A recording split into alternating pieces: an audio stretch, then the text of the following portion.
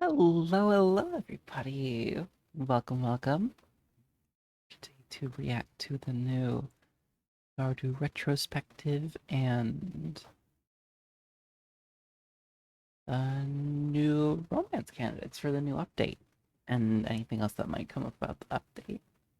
But 22 minutes is hefty, so let's get going.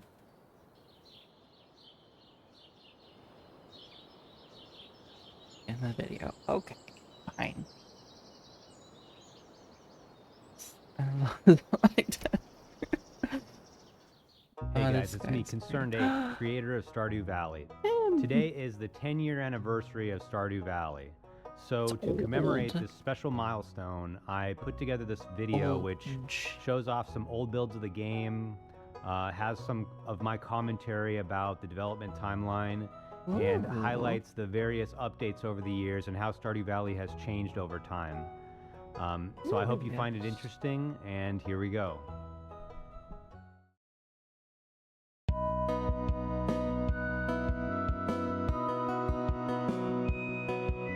Sprout Valley, 2012. So this was the original name of Stardew Valley. It was called Sprout Valley, which is an awful name. That's why I eventually changed it. But this was probably about 6 months into development.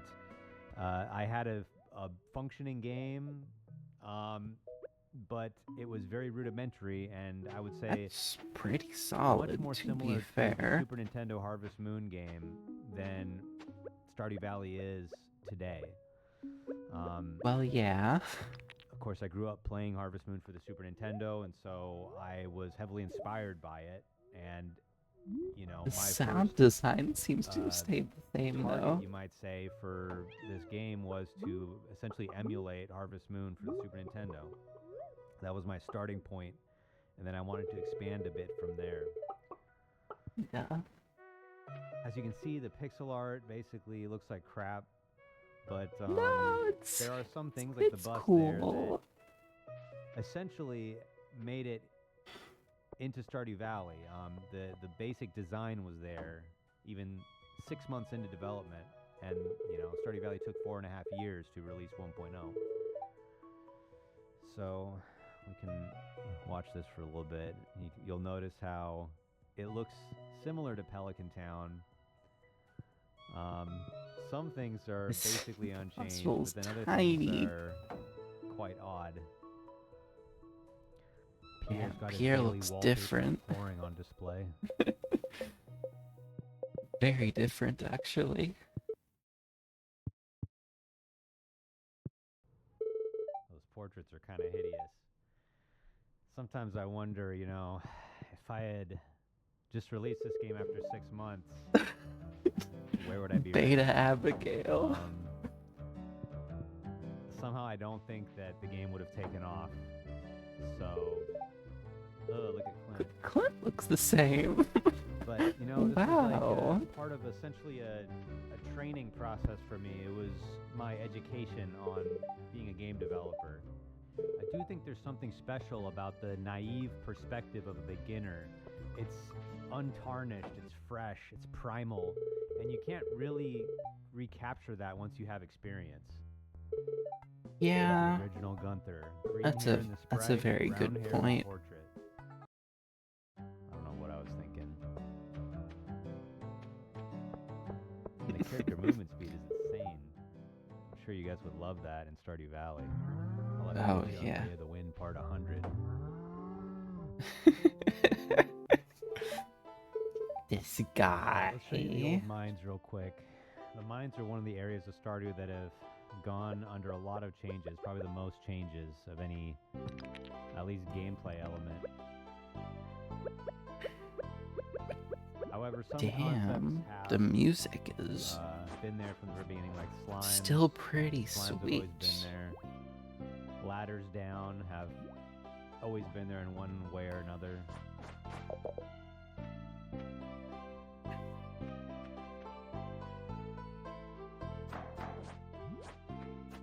guess I hadn't discovered the concept of knockback yet. Yeah, that's a bit rough. death sound has always been there. Alright, well, I think that's enough for Sprout Valley. So let's go ahead and jump to the next earliest build that I have. So here we have a build from 2013. I've probably been working on Stardew for maybe a little over a year at this point. Whoa! And it's That's radically way more like that previous build that I showed you. We're actually starting to see some things that look like Stardew Valley here. And I think at this point I was calling it Stardew Valley. Ding, ding, ding, ding, ding, ding, ding. That's the same the way wood the farmer noise. Looks is weird. The way he's running around is kind of weird. The colors are now more saturated, which is true to form, but yet that exact shade of Stardew Valley yellow dirt hasn't quite been established yet. But yeah, this version of Stardew Valley was basically more of like a sandbox idea. In this iteration, it does look like sand. This is like the weirdest time for the game. I feel like it's like the Stardew Valley hit puberty here. But so you would like puberty at 1 year old. Animals and buildings from your in-game menu rather than go to Robin. Or negative 3 years old, depending on how you want to look at it. Like that was pretty cool, actually. That farm map. Now you guys are gonna be mad at me that that's not in Stardew Valley anymore. But yeah, it was a little bit more of a simulation concept, I guess, than an RPG.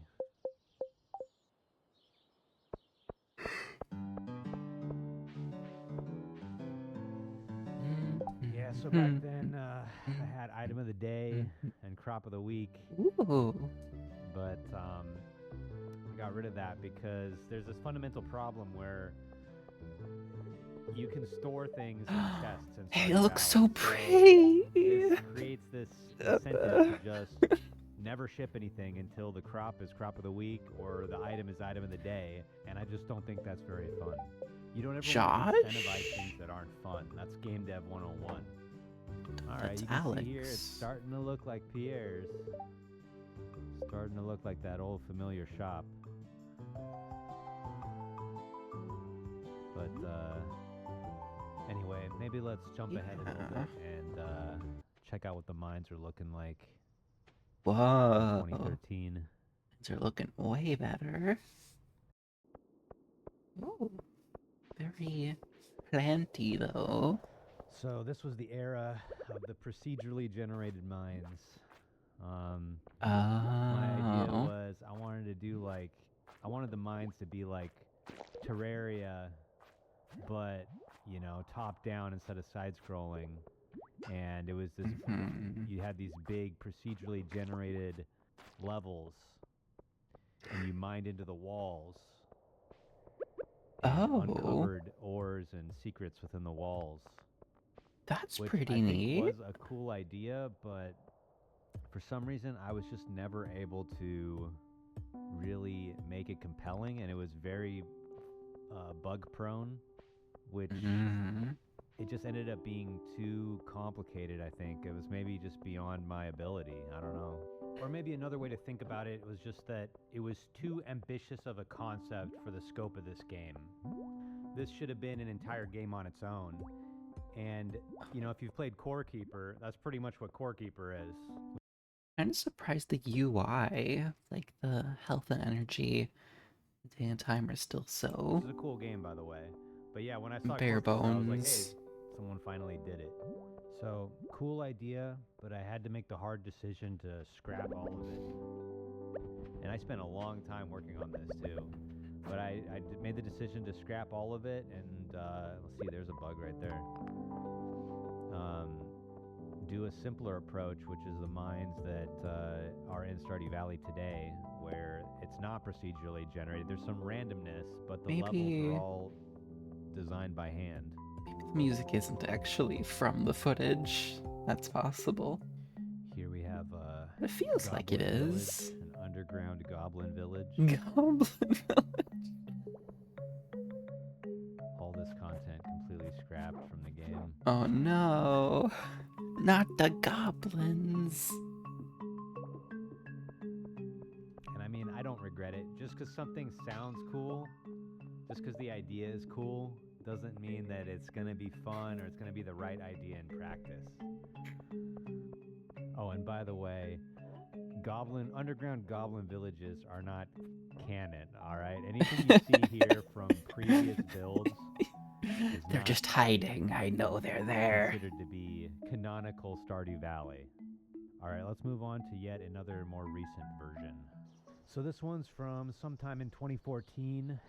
This was the title screen at that time. I mean, it's kind of glitching out, but it had these other Still. buttons on the side.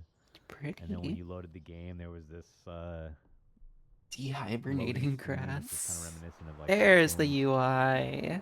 Um, there's the clock and everything. But I mean, it doesn't look too much different than the last build. But you start to see some more Stardew Valley things come into place, like the what we call the daytime money box in the upper right is there. Yeah. Willie's shop is basically looking like it always does.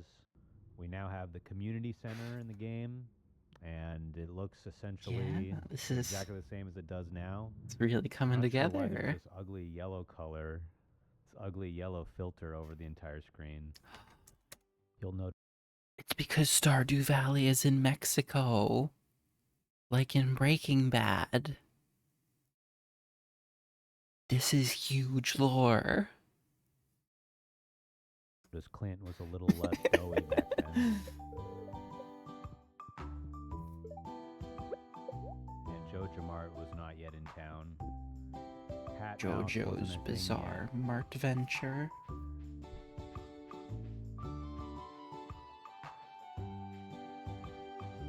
And the inside of the farmhouse was like very static. I don't even think you could move any of the furniture. Which allowed you to have the pixel art look kind of nice with some shading and stuff, but I think it's important that you can decorate your house. People love that. Yeah. Good point.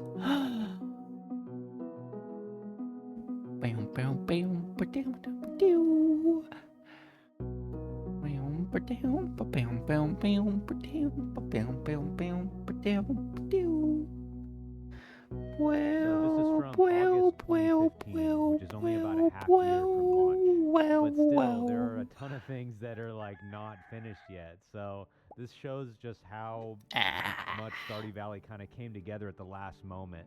The farmhouse still has this weird sparkles. Protuberance, is that a word? This weird thing, this nose sticking out right next to the door. I don't know what I was thinking there. Protuberance? Is that the word? I feel like it is to some degree. Obviously, I got rid of that at some point.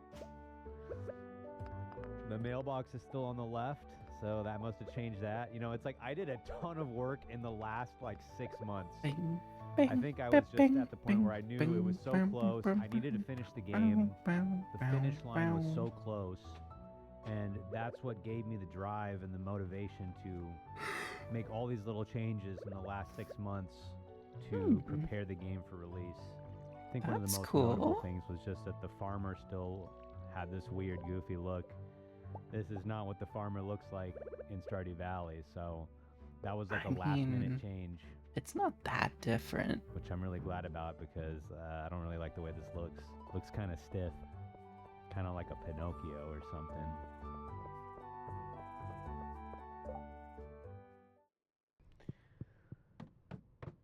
Yep, there's the old classic Stardew Valley mines. So that's pretty much the last convenient footage that I have from before launch.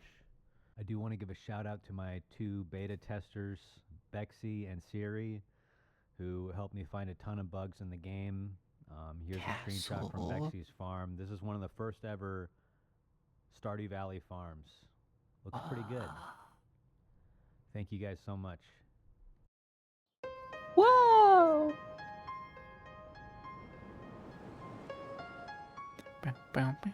So here we are, February 26th, 2016.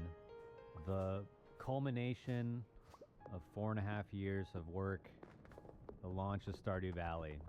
A lot was riding on this because if it flopped, I would have been 4.5 years behind my peers with no money, no job experience. Would have been pretty. Yeah, I stayed up all night. I wouldn't know anything about that. And I had to fix it because the game was set to launch the next morning. So that was highly stressful. Classic. A Wii U. He's got a Wii U box in his desk. Sold just under 40,000 copies, which was already beyond my wildest dreams. That's After pretty that first good. day, I knew that this was going to be a big deal. I knew that I could be a game developer from now on. It was really happening. Of course, I didn't really have time to think about that too much because there were immediately bugs being found in the game. Well, yeah, that's called. I think I released a patch every single day for the next 4 days after launch. Pretty big patches too. But see, back then the game was a lot simpler. There wasn't different languages. There wasn't multiplayer. But still, that's a good impression on the players that you're getting on the bugs so quickly. It was just me working on it, so I could crank out it was only on Steam. I didn't have to make a console build. I didn't have to make a mobile build. So I could crank out updates at an extremely fast pace. True. But that builds up a good rapport. I spent the rest of that spring fixing every bug that people found and trying to add meaningful improvements to the game with each patch. I was releasing patches pretty rapidly.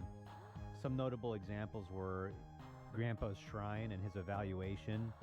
When the game first came out, Grandpa was extremely harsh, and he would he was almost a little bit rude. Grandpa's a meanie. If you didn't do a good job, he would say, "Man, I should have bequeathed the farm to my other grandkid." And there was no way to reevaluate. Oh no! Get the 4 spirit candles the first time, forget about it. So I softened that, and I also added in the way that you can have them come back and reevaluate. Here's another example. On March 20th, I added unique dialogues for all the spouses. So Ooh. I don't remember this, but apparently before then, every single spouse had identical dialogue, and people still complain about this. But there's been a ton of work on the spouses over the years. And it just goes to show that, like today, even though Stardew Valley was launched, there's a new one. In my mind, it was not its ultimate form. That's why I kept making updates. That's why I, essentially, as soon as these bug fix patches were out of the way, I immediately started working on the 1.1 update, which is the first major content update.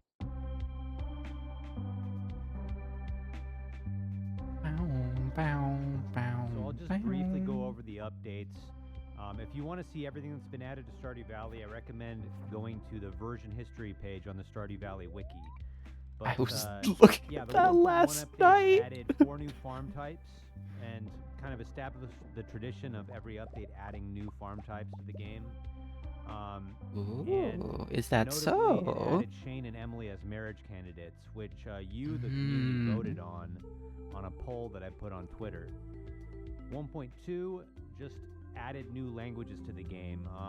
It wasn't really a content update. I hadn't yet established the tradition of 1.x updates always being major content updates.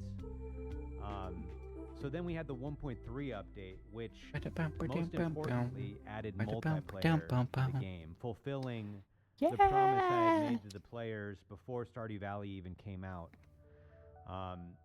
1.3 also added the Winter Night Market. The Markiplier update. One thing about 1.3 is the multiplayer was actually developed, not by me. It was put in by a guy named Tom Coxon, who went on to create a game called Cassette Beasts. You should check it out. Whoa. Thanks, Tom. But deep lore. Yeah, it started this new era where I was open to getting help on the actual development of Stardew Valley. Cassette Beasts only came out a couple years more ago. Ambitious updates. Almost 3 years then ago there was now. the 1.4 update, which added the movie theater, fish ponds, 14 art events to all the spouses, fishing, and many other great things to the game.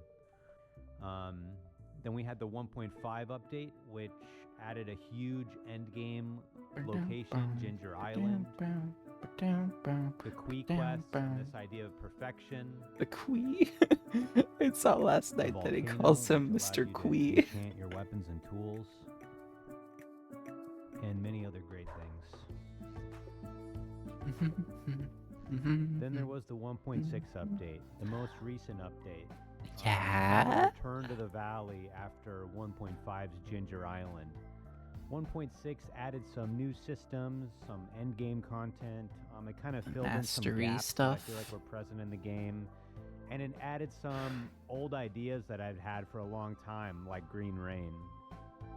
Grain. So those were all the major updates to Stardew Valley in a nutshell. Of course, there were some intermediary updates in between all of those major ones, which...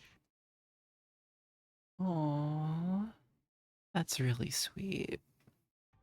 Sometimes added some important things to the game, but those were the major updates. Now, what's next? Well, as I've already announced, there is a 1.7 update in the works, but I don't want to reveal too much about what's in the update yet. Ooh, although I did announce that there would be 2 new marriage candidates, and I'm going to reveal those soon. I know you guys are probably bored out of your minds by this, and you're just waiting for me to get to the unveiling of the marriage 2 or 3 candidates, right? But no, I just have one more thing to say. I'm kidding. I have in my hands an envelope with the names of the 2 new marriage candidates that will be added in 1.7. But before I open that up and reveal the names to you, I just wanted to say thank you so much for supporting Stardew Valley over the past 10 years, for all the mods, the fan art, all the letters, and the comments you've made to me telling me how much Stardew Valley has meant to you. That's meant a lot to me too.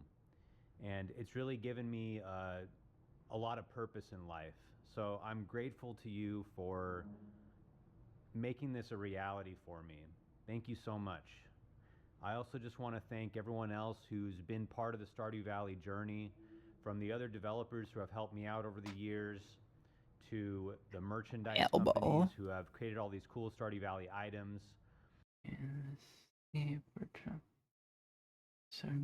Ooh. The people who have run the Stardew Valley concerts. The Junimo plushies, the concerts, yay! Cole for helping me make the Stardew Valley board game, and so many other cool things a board that have game? come about over the past 10 years. So thank you so much to everyone. I didn't know that. Let's get down to business. All right, here it is. 1.7 marriage candidates. Dun dun dun. There you go.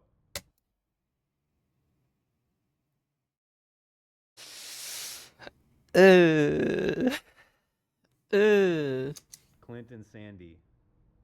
It's their turn. It's their time. Okay. Okay, sure. Well, I guess thanks that for watching. doesn't change my plans then. Hope you have a great day. Bye. Bye. Bye, Mr. Eric. Mr. Eric Ape. Wow. I mean, I'm far from even that much of a Stardew fan yet. But I've had the urge recently, so I think I'll be playing it a lot this year. I'm excited to see what the 1.7 update has in store. But until then, don't worry about all those videos. Yeah. That was very sweet and very fun to watch. Can't wait for tomorrow. Pokemon Day. It's a big week. Big week. Anyway, thank you very much for watching, and I'll see you later.